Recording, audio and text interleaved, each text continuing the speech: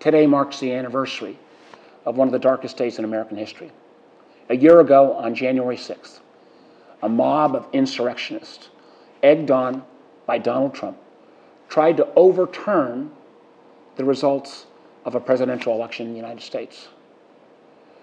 That goes against the heart of what our country stands for. I remember that day. I was on the floor of the Senate, heard windows breaking, heard the roar of that unruly mob, saw how Capitol Police literally put their lives on the line to protect senators, congressmen, and to try to hold off this unruly horde. It's remarkable that a year later, many Americans refuse to acknowledge what happened that day and actually still buy in to Trump's big lie. We have to understand that our country's values and the very nature of our democracy at stake. That's why I'm proud as a member of the Rules Committee to have been working in a bipartisan fashion to make sure our Capitol is safer and the Capitol Police, who we owe a great deal of credit to, get the kind of support they need.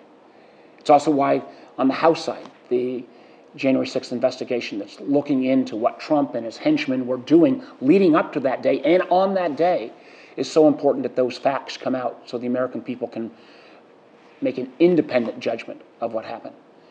It's also important that all of us, and particularly those of us in the Senate, continue to work forward to make sure we protect the right of every American to vote and for those votes to be counted in a fair and open process. Because as we've seen, many states have actually, in the aftermath of January 6th, restricted Americans' right to vote. That's not who we are as a country.